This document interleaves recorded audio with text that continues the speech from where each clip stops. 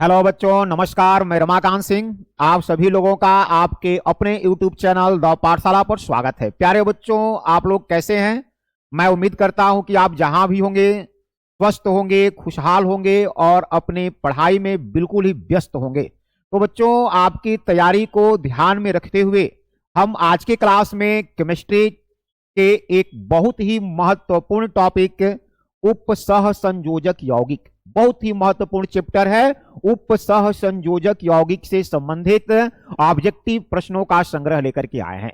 बेटा, इस क्लास में हम लोग यहां से संबंधित जो भी ऑब्जेक्टिव क्वेश्चन बन सकते हैं उन सभी ऑब्जेक्टिव क्वेश्चनों को बनाना सीखेंगे। ये चैप्टर जो है यहाँ पर बहुत ज्यादा ऑक्सीकरण संख्या के बारे में पूछा जाता है, उपसह संयोजक संख्या पूछा जाता है और ज्यामितीय आकृति के बारे में पूछा जाता है। तो इनसे संबंधित जो भी प्रश्न होंगे उन सभी प्रश्नों को आप अच्छे तरीका से समझेंगे इस वीडियो में। तो बिना विलंब किए हुए बेटा आज की क्लास को हम प्रारंभ करते हैं। अगर आप आज की क्लास से कुछ सीखना चाहते हैं तो बिल्कुल अंत तक बने रहेंगे। चलिए आज की क्लास को हम प्रारंभ करते हैं। स्टेप बाय स्टेप एक एक क्वेश्चन करते चलेंगे। पहला क्वेश्चन दिया गया, जलीय घोल में निम्न में से किसका मोलर विद्युत चालकत्व सबसे अधिक होता है?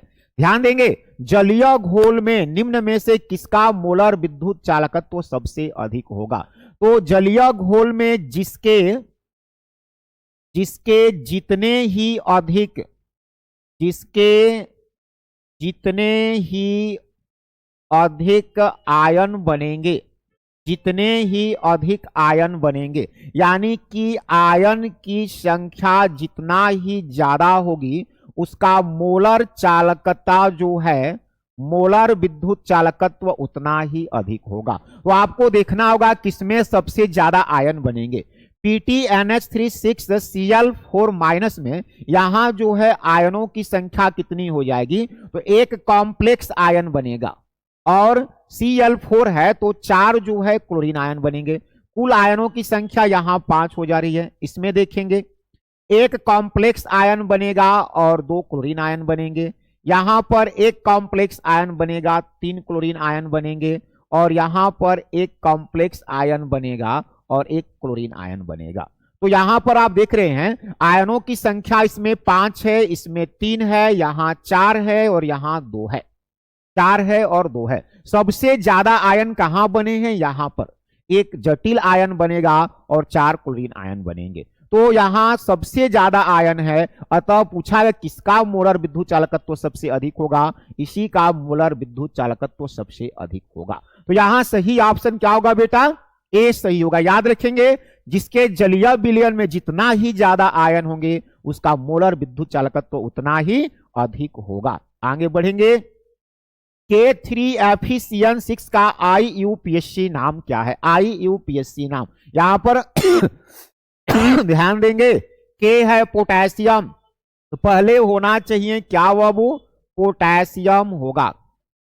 पोटेशियम हो गया। इसके बाद हम ब्रैकेट के अंदर चलेंगे तो Cn, लिगेंड पहले लिखा जाएगा। लिगेंड की संख्या 6 बार है तो 6 बार है तो हेक्सा होगा। पोटेशियम हेक्सा, Cn है तो cyano. Potassium hexa cyano. Fe है तो फिरेट होगा और इसकी फिरेट की ऑक्सीकरण संख्या निकालना होगा। सोडियम हेक्सा साइनो फिरेट Fe की ऑक्सीकरण संख्या निकालने के लिए K3 है। पोटेशियम 3 बार है, पोटेशियम के लिए होता है +1। Fe का ज्ञात करना है तो Fe का x मान लेंगे। Cn के लिए -1 होता है तो 6 गुणे -1 बराबर 0। 3 + x - 6 बराबर 0, x - 3 = 0, x बराबर 3। साइनो फिरेट 3 हो जाएगा। ऑक्सीकरण संख्या लिख दी जाती है पोटेशियम हेक्सा साइनो फिरेट 3। यहां पर देखेंगे कौन सा सही होगा? पोटेशियम हेक्सा साइनो फिरेट रहेगा। पोटेशियम हेक्सा साइनो फिरेट 3 सही ऑप्शन क्या होगा बेटा? डी सही ऑप्शन हो जाएगा यहां पर।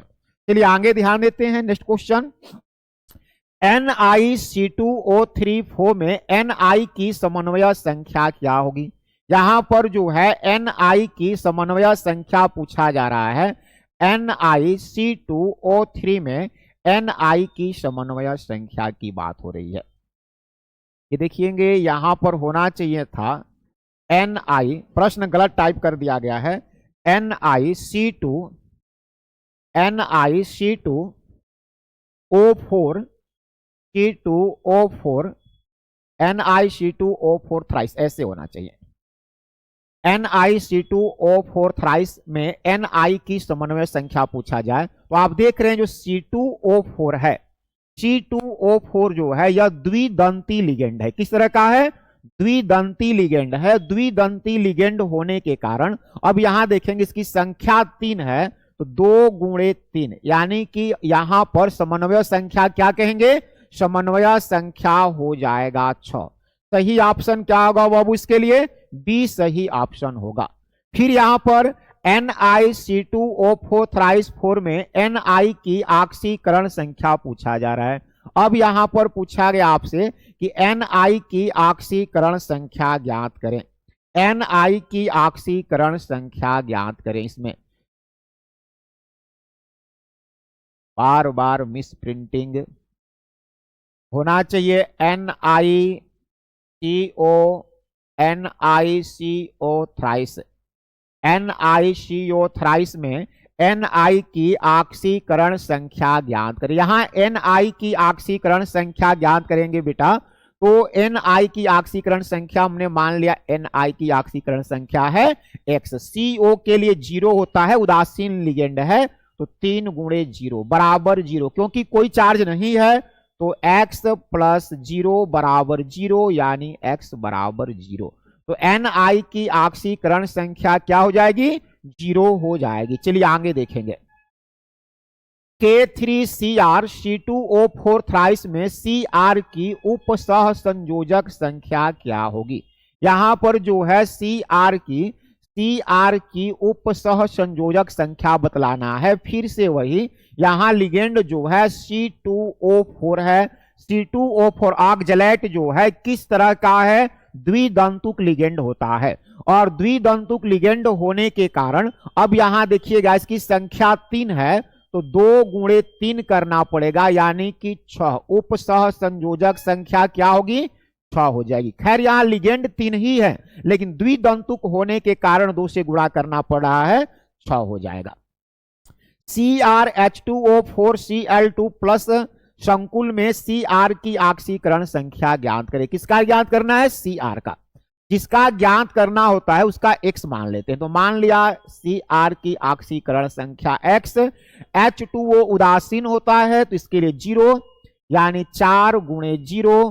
क्लोरीन के लिए -1 होता है, क्लोरीन की संख्या 2 बार है, 2 गुणे -1 बराबर जो भी आवेश रहेगा, यहां आवेश कितना है? +1 है, तो x plus 0 -2 equal +1, x -2 equal +1, x equal +1, -2 इधर आएगा तो +2, x इक्वल हो गया +3।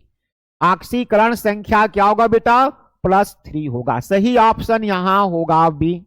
आगे देखेंगे, उप सह संयोजन यौगिक K4 NiCN4 में निकिल की ऑक्सीकरण संख्या बतलाना है। फिर ऑक्सीकरण संख्या बतलाना है किसका? निकिल का। तो K4 है, पोटेशियम की संख्या 4 है और इसके लिए +1 होता है। Ni का ज्ञात करना है X। Cn की संख्या 4 है, इसके लिए -1 होता है, कोई चार्ज नहीं, 0 कर देंगे। 4 प्लस X -4 बराबर 0 या X बराबर 0। 4 - 4 कैंसिल हो जाएंगे, तो यहां Ni की ऑक्सीकरण संख्या क्या होगी? 0 हो जाएगी। सही ऑप्शन होगा 0। हेक्साएमाइड प्लैटिनम 4 क्लोराइड का सही सूत्र क्या होगा? देखिए हेक्साएमाइड, एमाइड की संख्या 6 है, NH3 की संख्या कितनी है? 6 है। हेक्साएमाइड प्लैटिनम PT, हेक्साएमाइड प्लैटिनम 4 का मतलब हुआ कि यहां पर आवेश जो है कितना होना चाहिए? +4 होना चाहिए, +4 होना चाहिए। तो PTNH3 6 रहेगा, +4 है। यहां देखेंगे +4 को बैलेंस कौन कर रहा है? Cl4, 4 बार माइनस आ, यानी सही ऑप्शन कौन सा होगा? ए सही ऑप्शन होगा। Cl की संख्या 4 बार होनी चाहिए, ऑक्सीकरण संख्या 4 दिया गया है। Na3CrC2O4 थ्राइस में Cr की उपसह संयोजक संख्या क्या होगी? प्रश्न बार बार पूछा जा रहा है, ध्यान में रखेंगे। C2O4 की संख्या कितनी है? 3 बार है। इस लिगेंड की संख्या 3 बार है। चूंकि यह द्विदंतुक लिगेंड है, 2 से गुणा कर देंगे, कितना हो जाएगा बेटा? 6 सही ऑप्शन होगा। उपसह संयोजक संख्या 6 हो जाएगी। निम्न में किसकी आकृति चतुष्फलक होती है? यहां पर किसकी आकृति चतुष्फलक होती है? देखिए Cn जो है प्रबल लिगेंड है। किस तरह का लिगेंड है? प्रबल लिगेंड है। प्रबल लिगेंड होने के कारण यह जो है चतुष्फलकीय आकृति नहीं बनाएगा। चतुष्फलकीय आकृति कौन बनाएगा? NiCl4, NiCl4 2-। K4FeCN6 में Fe की ऑक्सीकरण संख्या ज्ञात करें। K4FeCN6 में ध्यान देंगे, ऑक्सीकरण संख्या पूछा जा रहा है। किसका? Fe का। जिसका ऑक्सीकरण संख्या पूछेगा उसे क्या मानेंगे? X मान लेते हैं। K4 पोटेशियम की संख्या 4 है, इसके लिए +1 लिखते हैं, पोटेशियम के लिए प्लस। Fe आगे है, Fe को मान लिया X। Cn की संख्या 6 बार है, -1, कोई आवेश नहीं, 0। 4 + x - 6 बराबर 0। x 4 - 6 मिलकर के -2 होगा, तो x बराबर 2 हो जाएगा। Fe की ऑक्सीकरण संख्या क्या होगी? +2 होगी। Fe की ऑक्सीकरण संख्या +2 होगी। आगे देखेंगे, K3FeCN6 है। K3FeCN6 क्या है? द्विक्लवण नहीं है, क्योंकि यह जल में जाकर के पूर्ण रूप से आयनित नहीं होता है विलयन में। क्या है? उपसह संयोजक यौगिक है। यह उपसह संयोजक यौगिक है। किस यौगिक या यौगिकों की चतुष्फलक आकृति है? किस यौगिक या यौगिकों की चतुष्फलक आकृति है? अभी कुछ देर पहले हम लोग पढ़े थे NiCl4 2-। यहां सही विकल्प क्या होगा? NiCl4 2-, चतुष्फलकीय आकृति बनाएगा।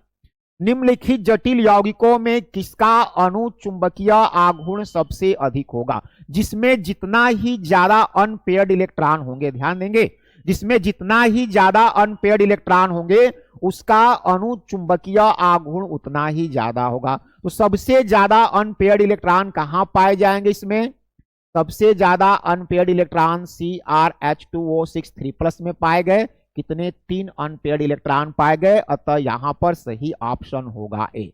मर्क्यूरी क्लोराइड अमोनिया गैस से प्रतिक्रिया कर उजला अवक्षेप बनाता है। उजले अवक्षेप का अणु सूत्र क्या होगा?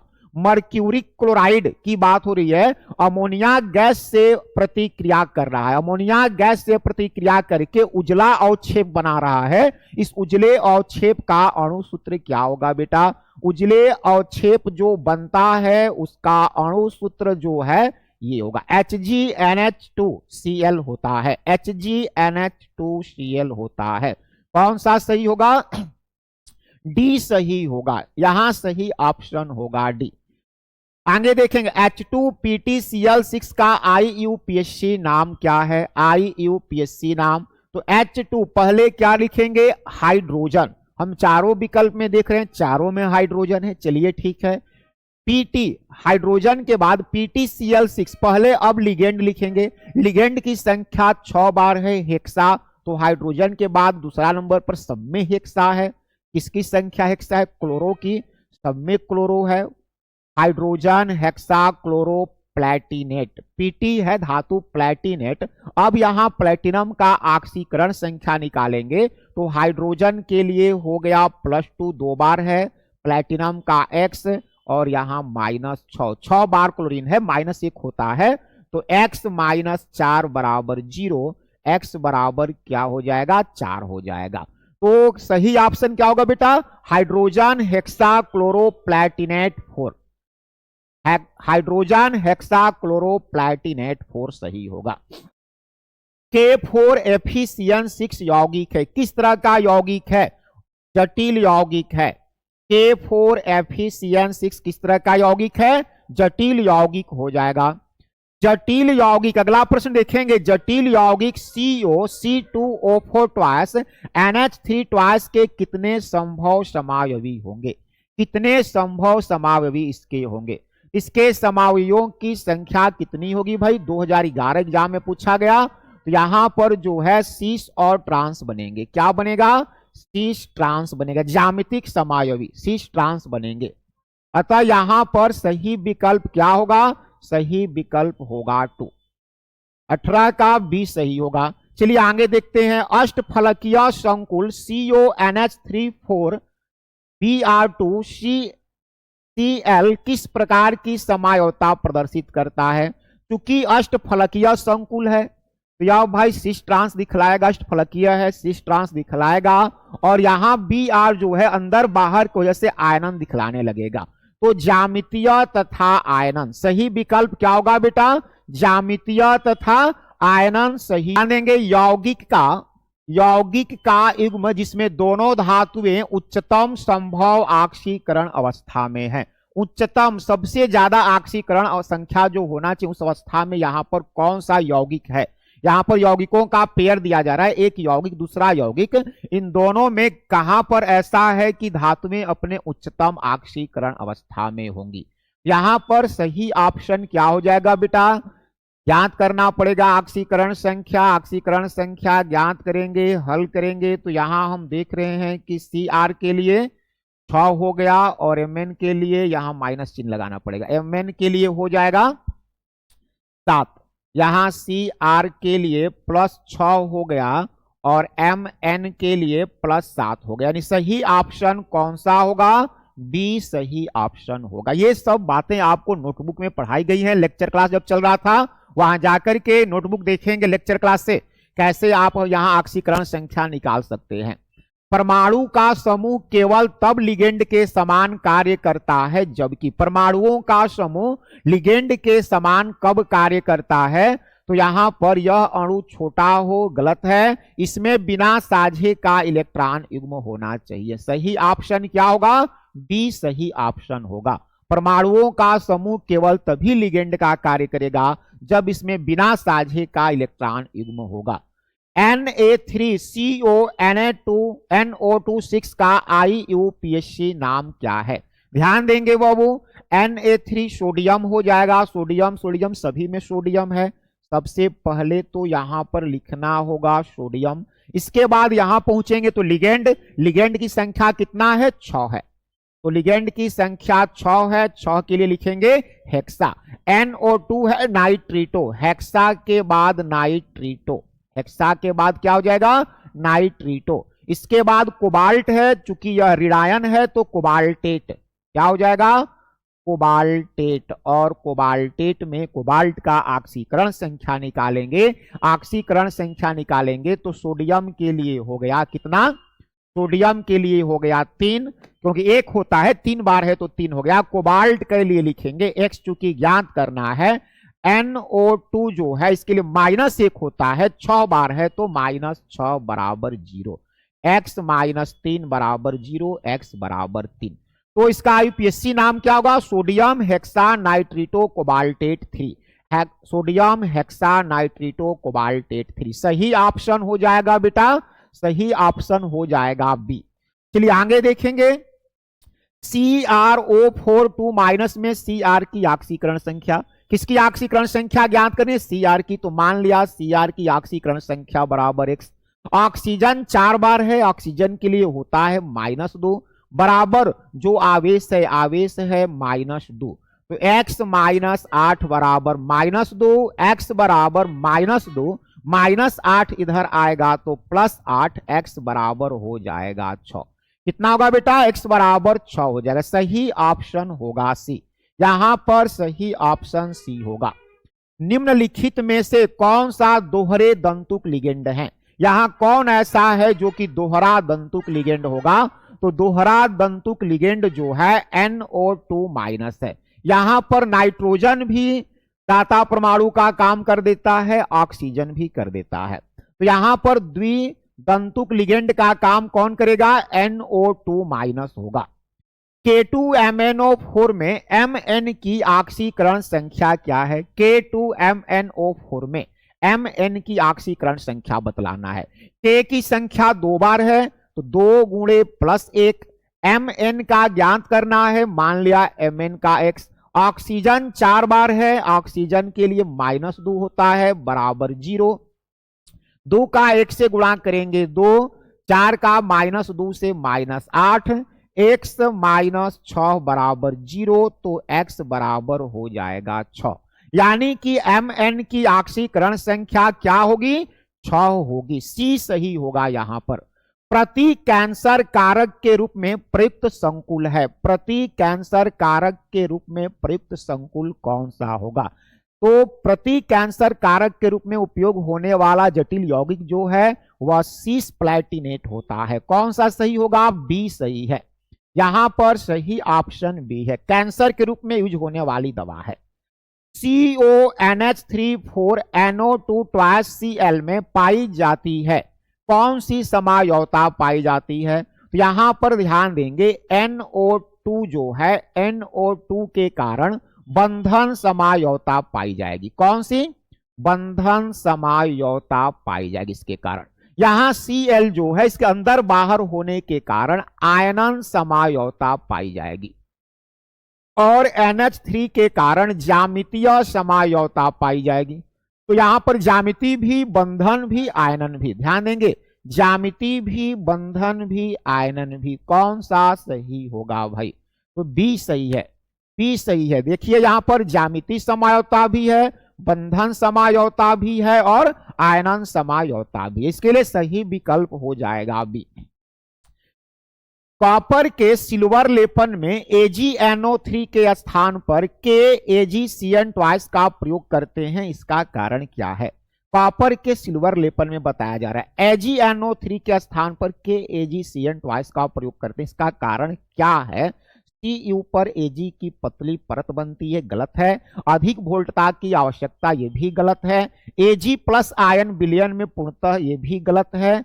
CuAg को, अब तीनों गलत है तो चौथा तो सही होगा ही। CuAg को AgCN2 माइनस, यहां माइनस होना चाहिए, आयन से विस्थापित नहीं कर पाता है। अतः Ag प्लस आयन की उपलब्धता कम हो जाती है। सही ऑप्शन होगा डी। जब 3 गलत हो गए ऊपर से तो चौथा को तो सही होना ही पड़ेगा भाई। ध्यान देंगे, अमोनिया कॉपर आयन के साथ क्षारीय विलयन में संकुल आयन CuNH3 4 2+ बनाता है, लेकिन अम्लीय माध्यम में नहीं। अम्लीय माध्यम में नहीं बनाता है। इसका कारण क्या है? अमोनिया जो है कॉपर आयन के साथ क्षारीय विलयन में संकुल आयन बनाता है, लेकिन अम्लीय माध्यम में नहीं। इसका कारण क्या है? तो यहां ध्यान देंगे, दिया जा रहा है अम्लीय विलयन में प्रोटॉन अमोनिया अणुओं के साथ उप संयोजित होकर के NH4+ अमोनियम आयन बनाते हैं तथा NH3 अणु अनुपलब्ध हो जाते हैं। क्यों अनुपलब्ध हो गया? क्योंकि अमोनिया जो था अमोनियम आयन बना लिया। यहां सही ऑप्शन होगा बेटा ए। सही ऑप्शन क्या होगा? ए सही ऑप्शन होगा। चलिए आगे देखेंगे, निम्न में प्रबलतम क्षेत्र लिगेंड कौन सा है? लिगेंड दिए गए हैं, इनमें सबसे प्रबल लिगेंड कौन है? Cl H2O NO2 CO। तो इन चारों में प्रबल लिगेंड होगा CO। प्रबल लिगेंड कौन सा होगा? CO प्रबल लिगेंड है। IUPAC नामकरण के अनुसार सोडियम नाइट्रोप्रूसाइड, सोडियम नाइट्रोप्रूसाइड का नाम क्या है? सोडियम नाइट्रोप्रूसाइड का नाम क्या होगा IUPAC नामकरण के अनुसार? तो यहां पर सोडियम नाइट्रोप्रूसाइड के लिए क्या सही होगा भाई? सोडियम नाइट्रोप्रूसाइड के लिए सही है सोडियम पेंटासाइनोनाइट्रोसिलफिरेट 2। सोडियम पेंटासाइनोनाइट्रोसिलफिरेट 2 सही होगा। PTNH3 2Cl2 यौगिक में त्रिविम समावयवों की संख्या कितनी है? PTNH3 2Cl2 यौगिक में त्रिविम समावयवों की संख्या कितनी होगी? ध्यान देंगे, Cl2 है, NH3 है, ज्यामितिक बना लेगा, ज्यामितिक बना लेगा, आयनन बना लेगा। त्रिविम समावयवों की संख्या कितनी होगी बेटा? 2 हो जाएगी।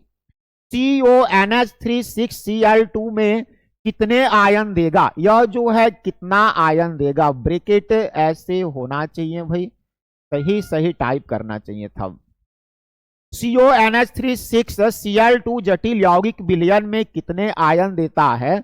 तो जो है CONH3 6Cl2 का बिलियन में ले जाएंगे तो क्या बनेगा, CONH3 6, इस पर 2 प्लस लग जाएगा क्योंकि Cl2 है, 2 प्लस लग जाएगा और ये 2Cl माइनस हो जाएगा।